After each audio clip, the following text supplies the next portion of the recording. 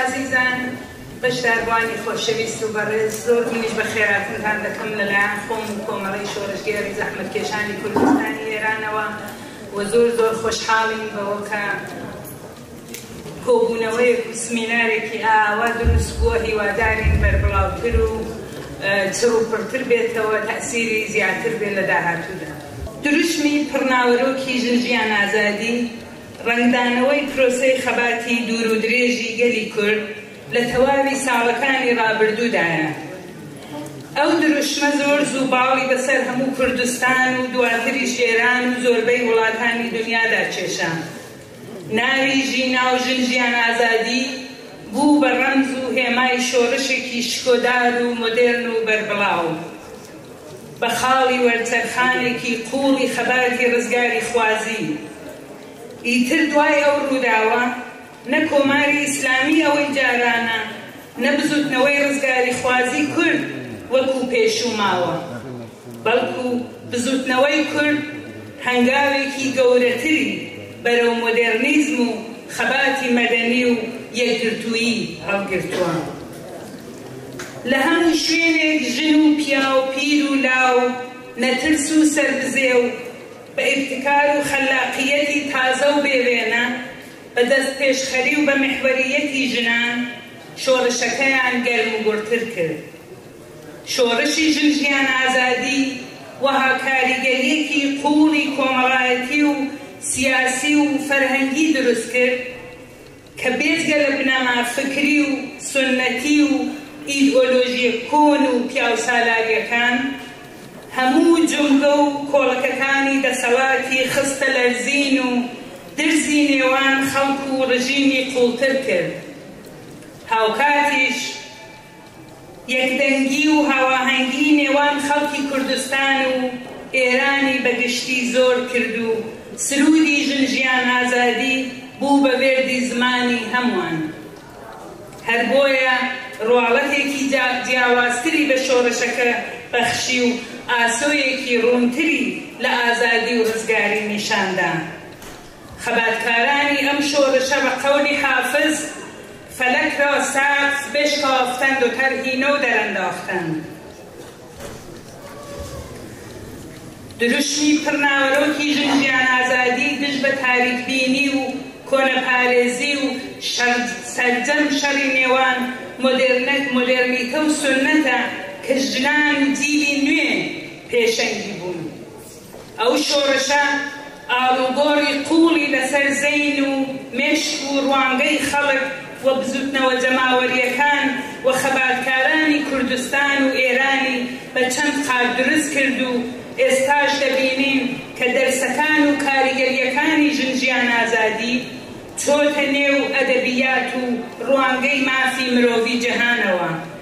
بەهاکان و پێشڕەویەکانی لە حافزەی گشتی کۆمەلگادا دەبیندرێ و لە بواری هونەر، ئەدەبیات، مۆسیقا، شێعر و گۆرانی و هەموو بوارەکانی ژیانی ئێمەدا ڕەنگدانەوەی هەیە. بۆیە مانیفێستێکە بۆ ئازادی و یەکسانی. دوژمن بە درندارەترین شێوە هەوڵی سەرکردنیدا.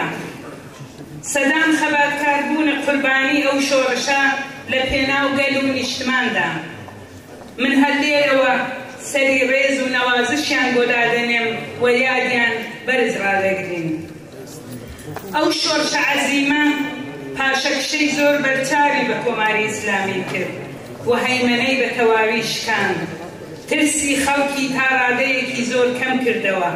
جێگە و پێگەی کورد و کوردستان وەک سەنگەری مقاومەت و ئازادی خوازی بەرزتر بووەوە و سەرنجی دنیای بەرەو خۆی ڕاکێشا.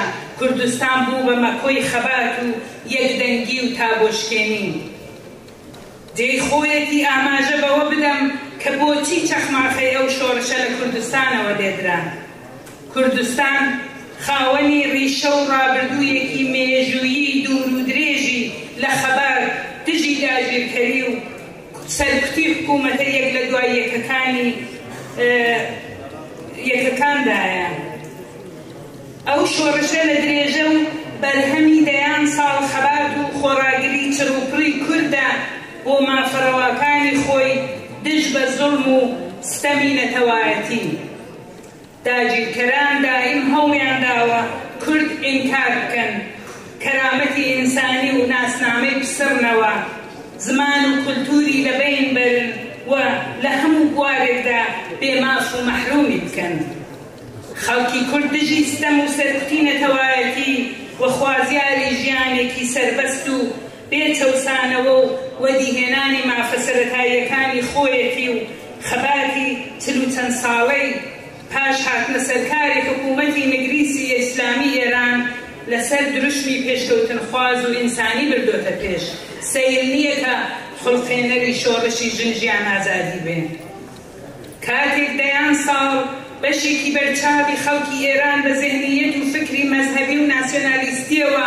فری و خواردوو و ملکەتی کۆماری ئیسلامی بوون تەنها کوردستان بوو وەک قەڵای قایمی خەبەر بە تەنیا و بێپشتیوان بەرامبەری وەستا بووە نزیکەی 5 دەیە ژنی کورد لە خەبات و ململانێدایە لە بوارگەری کۆمەڵایەتی و سیاسی فەرهەنگی و دژی هەڵاواردنی ڕەگەزی تێکۆشاوە لەو ڕێیەدا بۆ پاشەکشە بە کۆتوبەند و ستەمی چەند لایەنە و لە تابۆ دەرهێنانی زۆربەی نۆرم و ڕوانگەی سنەتی و باوەکسالارانە ڕەنج و ئازاری زۆری بینیوە هاوکات وەکو ژنێکی کورد لە مەیدانی خەباتی نەتەوەییشدا شان بە شانی پیاوان تێکۆشاوە ئەو بارودۆخە دژوارە نەتەنیا ژنی کوردی تەسلیم نەکردووە بەڵکو بۆتە بەستێنێک بۆ ناسینی کەموکوڕیەکان و خۆپێگەیاندن و باوەڕبەخۆیی و وشیاری فێمینیستی و لەسەر پێخۆبوون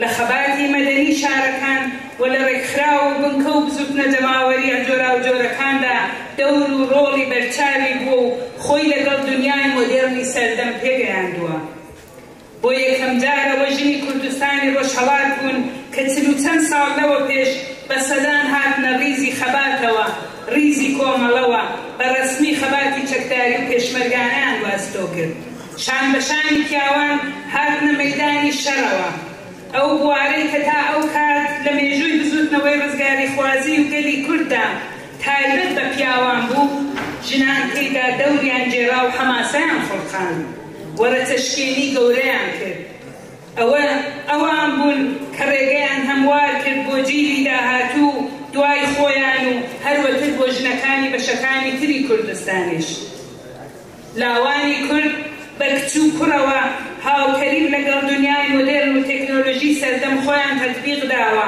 و هەرگیز بە کەم ڕازی نابن و ناچنە ژێرباری هیچ ستەم و هەڵاواردنێکەوە سەرەڕای زۆر بەربەست و نەبوونی هەلی کار و پیشە لە کوردستان بەشێکی بەرچاویان خوێندنی باڵا تەواو دەکەن و خۆ تەیار دەکەن و هەوڵ دەدەن بۆ ژیانێکی شایستە و ئازاد و سەربەخۆ لەسەر بنەمای هۆویەت و ناسنامە و کوردبوونیان من کاتم وە دیارە کەم ماوە مەجبورم بەشایەک بەجێبێڵم ئێستا ناوچەکە بەگشتی و ئێرانیش بە تایبەتی لە بەردە ماڵوگۆڵێکی جددیدایە کۆماری ئیسلامی لە لاواسترین دەورانی عمری نگریسی خۆی و تووشی قەیرانێکی قوڵی ئابووری و کۆمەڵایەتی و سیاسیدا چ لە بواری ناوخۆیی و چ لە بواری نێودەوڵەتی و دەرەکیدا بەسەر دەبا لە ناوخۆ تووشی شپرزەیی و ناکارامەیی بێوێنەیە بێجگە لە دەستگای سەرکوت و ئێعدامی هەموو دام و دەستگاکانی لە کار کەوتووە و ئەوە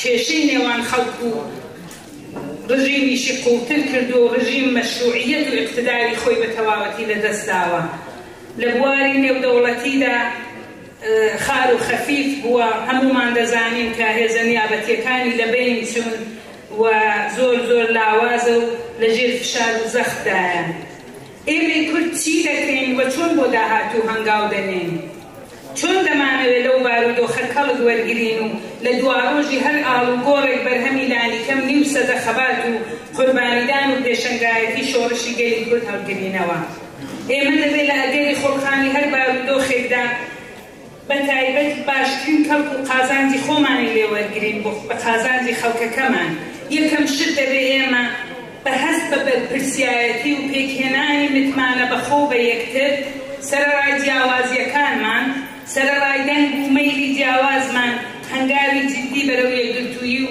یەکدەنگی بنین یەکێک سەرەکیەکانی شۆڕشی ژنجیان ئازادی ڕوحی یەکگرتووی و هاودەنگی بوو کۆمەڵانی خەڵکی کوردستان بە ژن و پیاوەوە بە حیزبە سیاسیەکانیەوە.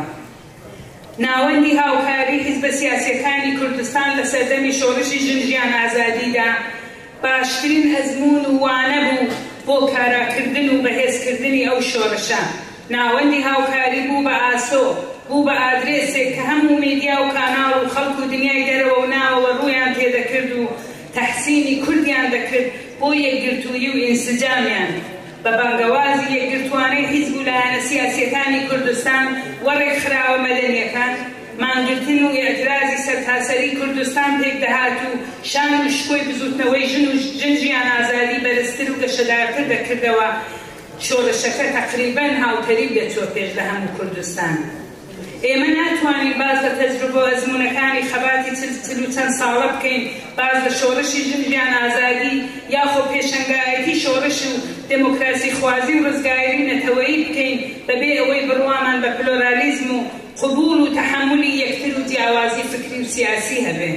ئاسۆی سەرکەوتن وەدیهێنانی ناوەڕۆک و بنچینەکانیش دروشمی ژنجیان ئازادی لە گرەوی یەکگرتووی پایدار وەک زامنی پاراستنی دەستکەوتەکانی بزوتنەوەی کوردستاندایە تا ئەو جێیەی بۆمان دەگونجێ، تا ئەو جێیە بتوانین ئەمنیەت و ئاسایش و مافی خەڵکەکەمان بپارێزین.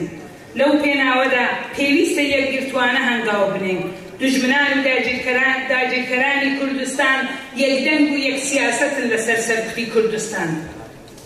ئێمە وەک کۆمەڵە لەلایەکەوە خوازیار و پێداگرین لەسەر یەکگرتووی و یەکدەنگی حیزبە سیاسیەکان، لەلایەکی ترەوە خوازیاری هەڵێنانی هەنگاوی پێویست بۆ دەستەبەرکردنی یەکدەنگی و هاوەهەنگی تەواوی تین و توێژی جیاواز و ڕێکخراوە مەدەنی و کەسایەتی دڵسۆز و بەتواناکان و هەروەها ژنان و لاوان و سەرجەمی وزە و هێزەکان بۆ بەرەو پێشبردن و سەرکەوتنی بزوتنەوەکەمانین.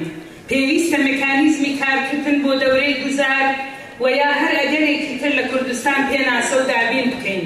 هەڵوێست و دیپلۆماسیمان ڕوو بە ناوەوە ئۆپۆزیسیۆنی ئێرانی دەوڵەت هەر لایەنێک ڕوو بە دەرەوە بە یەکەوە تەقریبەن دیپلۆماسیەکی هاوبەش پێک بێنین. ئەوە یەکێک لە خاڵە سەرەکیەکانە کە ئێمە بڕوامان پێیەتی. بوونی هێزی چەکداری حیزبی مەترسی سەرهەڵدانی ناکۆکی و شەڕی چەکداری ناوخۆیی زیاد دەکات. هەر لەبەر ئەوەش پێداگیری لەسەر ئەوە دەکەین کە ئێمە بەگشتی هەوڵ بدەین بۆ پێکهێنانی هێزی پێشمەرگەی یەکگرتووی کوردستان. کورد لە ڕابردوودا ئەزموونی تاڵ و وێرانکەری شەڕی ناوخۆیی بووە. هێزی یەکگرتووی پێشمەرگەی کوردستان گرنگترین زامنی وەدیهێنانی سەرکەوتن و ئارامی و پێکەوە ژیانە. بزوتنەوەی ڕزگاری خوازی کوردستان ئێستا ئەو زەرفیەت و پتانسیەلەی لە پێشکەوتووی و فەرهەنگی باڵادا هەیە کە بەرژەوەندی نەتەوەیی و نیشتمانی بەسەر بەرژەوەندی حیزبی و تاکەکەسیدا زاڵ بکەن.